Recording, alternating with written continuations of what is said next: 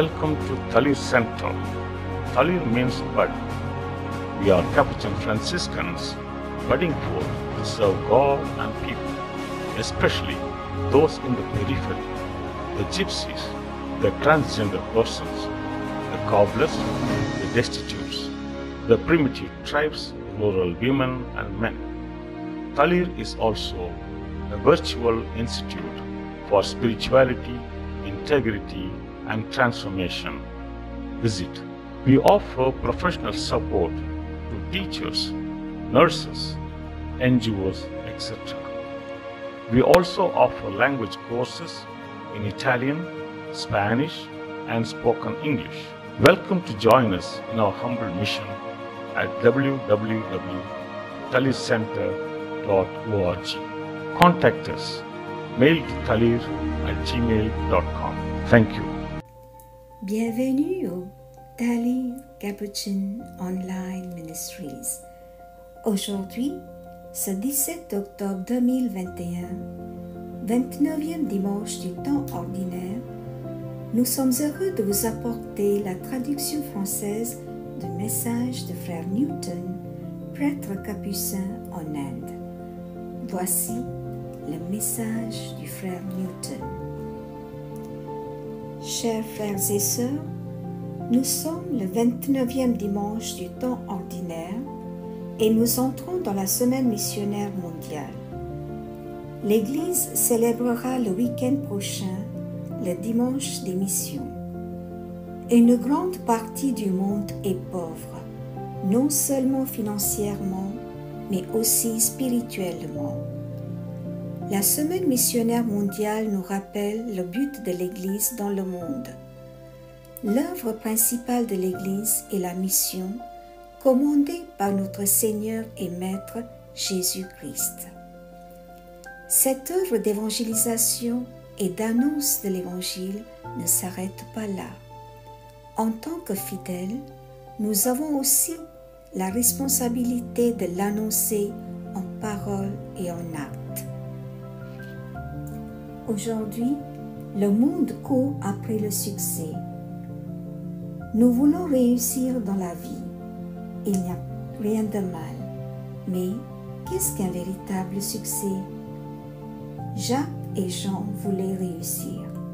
Ils pensaient qu'obtenir un siège à côté de Jésus au ciel serait un véritable succès.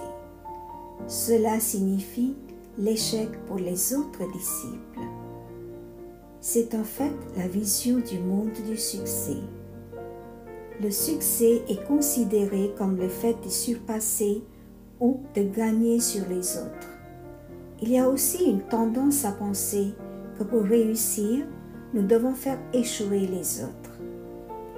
Il y a partout de la concurrence et des compétitions. Il en résulte des querelles, des combats, de la jalousie, de la haine et de la guerre. Mais Jésus nous enseigne le sens du vrai succès. Le vrai succès d'une personne est de réaliser et d'accomplir le plan de Dieu dans sa vie.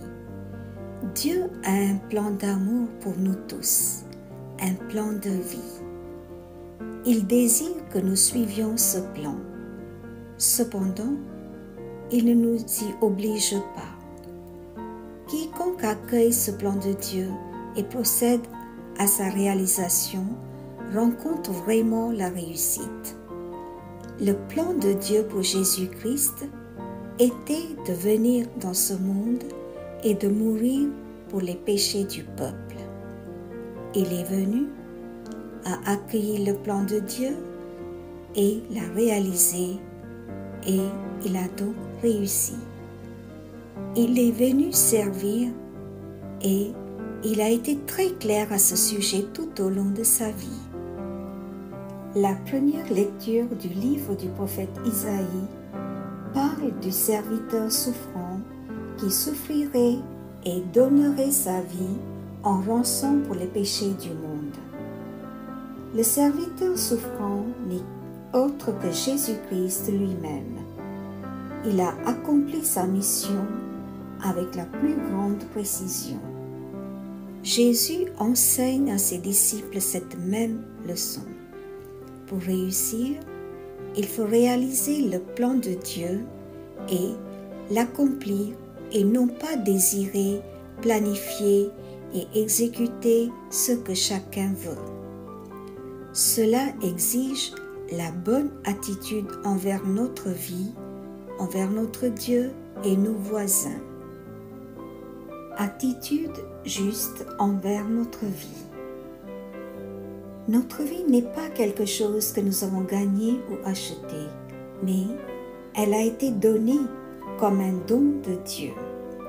S'il s'agit d'un cadeau, et si le cadeau n'est pas très simple à comprendre, nous devons demander au donneur de connaître le but de ce don et de l'utiliser selon le plan du donneur.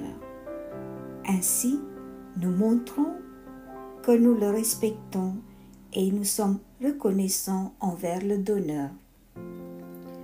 Attitude juste envers notre Dieu. Dieu est notre Créateur et il est aussi notre propriétaire. Notre corps, notre esprit et notre âme lui appartiennent. Il a tout à fait le droit de dicter ce que nous devons faire. Mais il est si aimant et nous donne la liberté de choisir ce que nous voulons. Il s'attend à ce que nous lui rendions notre amour en nous soumettant humblement à son autorité dans l'abandon total.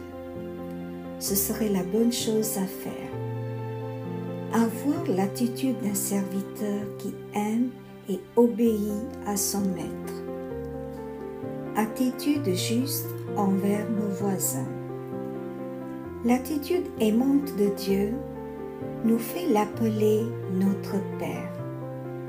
Comme il est notre Père, tous les autres qui vivent avec moi deviennent nos frères et sœurs.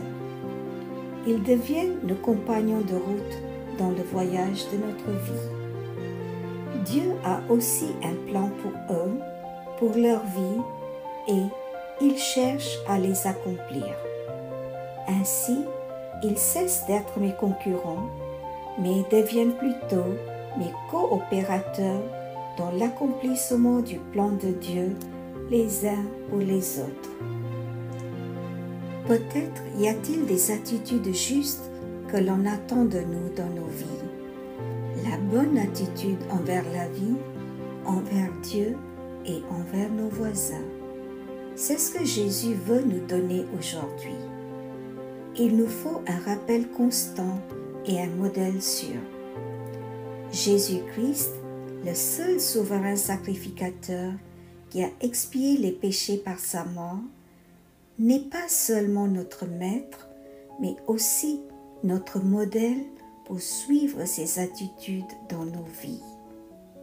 Qu'il nous guide et nous conduise. Amen.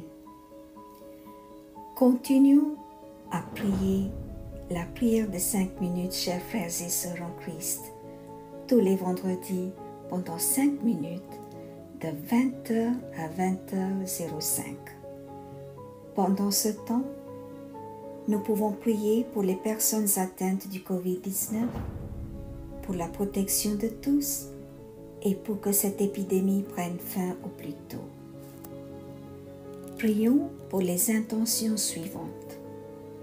Confions-les au Seigneur par l'intercession de la Sainte Vierge Marie. Prions pour les auditeurs de ce message. Prions avec le pape François pour que chaque baptisé soit impliqué dans l'évangélisation. Prions pour que chaque chrétien puisse s'avancer et prendre sa place dans la mission de l'Église.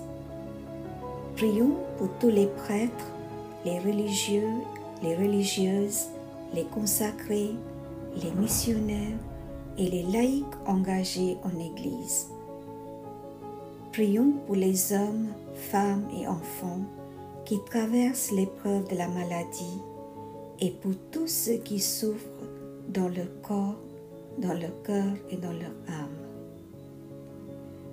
Prions pour la guérison de Prasad, Prions pour la réussite de Jessica. Seigneur, nous te confions toutes les personnes souffrant d'une déficience physique ou mentale.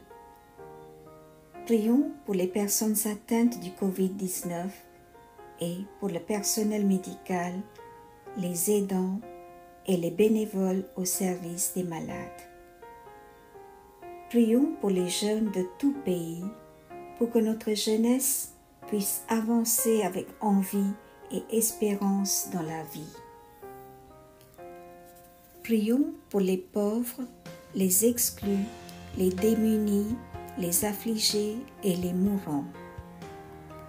Prions pour les familles qui traversent des épreuves liées à la maladie, au chômage et au deuil. Prions pour nos aînés et ceux qui souffrent d'Alzheimer, de Parkinson, du cancer, de maladies chroniques, d'une lourde pathologie et pour les cardiaques. Prions pour le repos de l'âme de sœur Laetitia. Prions pour le repos de l'âme de Madame Roselys Gana, décédée en Guadeloupe. Prions pour le repos de l'âme de Madame Grégoire Gabi, décédée en Guadeloupe. Prions pour le repos de l'âme de Monsieur Mouda Marcel, décédé en Guadeloupe. Prions pour les fidèles défunts de cette semaine, pour les défunts de nos familles et pour les âmes du purgatoire. Seigneur, donne-leur le repos éternel et que brille sur eux la lumière de ta face, qu'ils reposent en paix par la miséricorde de Dieu. Amen. Prions ensemble. Père céleste de l'amour et de la paix, nous te louons et t'adorons comme notre Seigneur et Maître. Tu nous as révélé que tu as un plan pour nos vies et que tu désires que nous l'accomplissions et que tu nous as donné Jésus-Christ, le souverain sacrificateur, comme notre véritable modèle. Par son intercession, nous prions pour que nous puissions nous imprégner de la bonne attitude envers la vie, envers toi et envers les autres. Amen.